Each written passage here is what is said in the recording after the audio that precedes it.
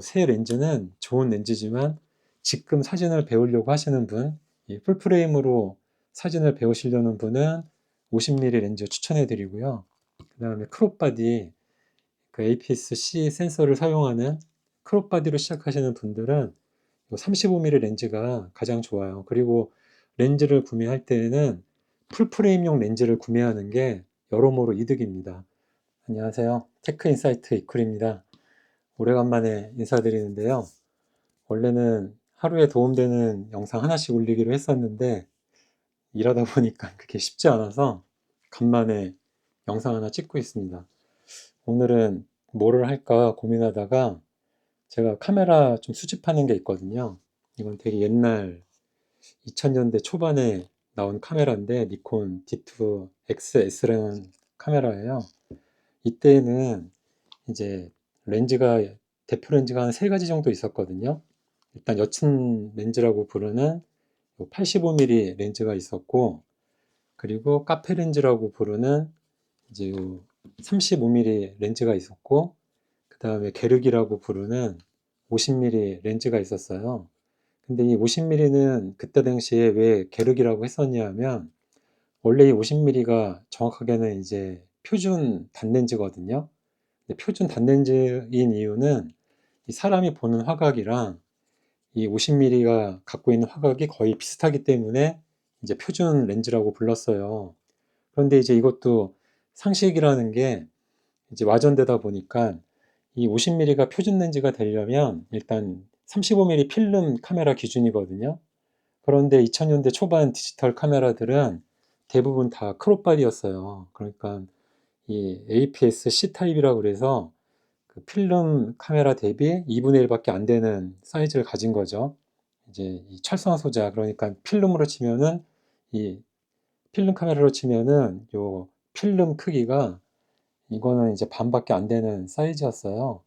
그러니까 이제 50mm 렌즈의 경우에는 곱하기 1.5를 해서 이제 75mm 화각을 가지게 되니까 그때 당시에는 이제 이게 표준 렌즈라고 그래서 사람들이 막 사서 썼는데 쓰다 보니까 이거 되게 화각이 너무 좁고 그러니까 너무 사람이 확대돼서 보이고 하니까 이거 잘못 샀다. 그래서 이 50mm는 이제 게르게 됐고요.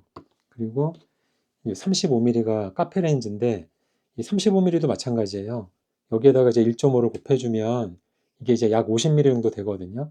그러니까 원래는 50mm가 가져야 될 화각을 크롭 바디니까 35mm를 껴야만 50mm 정도 나온 거예요. 그래서 이 35mm 렌즈가 그 당시에는 크롭 바디 기준으로 카페 렌즈였고, 그 다음에 이제 여친 렌즈라고 그래서 여자친구를 찍어주면 이쁘게 나오는 렌즈다. 그런데 이게 이제 85mm였거든요. 이 85mm 렌즈도 마찬가지예요. 이것도 크롭 바디에 꼈을 때 여친 렌즈인데 이것도 조금 와전된 게 여자친구가 이쁘게 찍히는 이유는 이게 85mm이기 때문이 아니라 1.5 곱하면 약 한 120, 130mm 정도 되겠죠. 그러니까 120mm 이상 찍으려면 멀리 떨어져야 되거든요. 그러니까 뭐 남자친구가 됐든 누가 됐든 바로 앞에다가 이렇게 렌즈를 들이대고 찍는 것보다 저만큼 떨어져서 찍으니까 이제 피사체가 뭐 여자가 됐든 누가 됐든 좀 더 자연스러운 표정이 나올 수 있었기 때문에 그래서 이제 예쁘게 찍힌 건데 이제 85mm라서 그렇게 찍혔다. 그게 와전돼서 요즘 같은 거의 풀프레임 지금은 뭐 전성 시대잖아요. 대부분 다 풀프레임 사용하고 그러니까 이 크롭 바디에서 이 FF 그러니까 풀프레임 바디로 넘어오면은 렌즈 자체가 바뀌어야 하거든요. 그러니까는 이 풀프레임 시대에는 여친 렌즈가 그래도 한 130mm 정도 돼야 그러니까 120mm 렌즈는 거의 없으니까 뭐 125mm 이 렌즈로 찍어야 옛날 여친 렌즈가 되는 거고 옛날 카페 렌즈는 지금으로 치면 이제 이 50mm 렌즈가 카페 렌즈고요. 35mm는 되게 광각이에요, 사실은. 이게 화각이 좀 애매하거든요, 35mm가. 투샷 찍을 때 좋고요. 그러니까 보통 상반시 투샷 사람 2명 놓고 찍을 때 35mm가 가장 좋고, 그러니까 이런 거는 이제 행사나 뭐 돌잔치, 결혼식, 스냅사진 찍을 때 35mm 렌즈가 가장 좋고요. 그리고 이 85mm 렌즈는 애매한 화각이죠. 이 크롭 저기 풀프레임 카메라에다가 85mm는 좀 애매해요.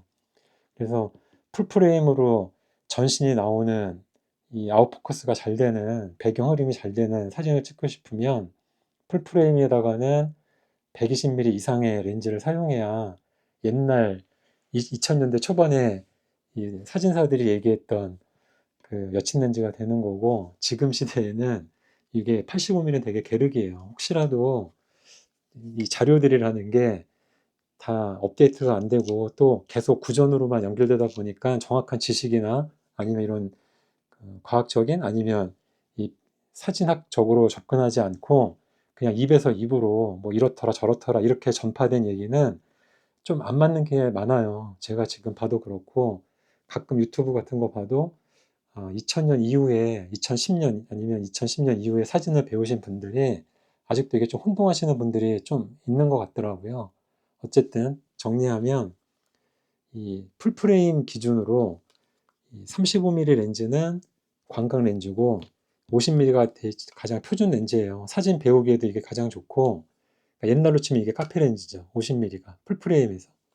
그래서 50mm 렌즈는 참 좋은 렌즈다. 그리고 이 85mm 렌즈는 좀 애매하다.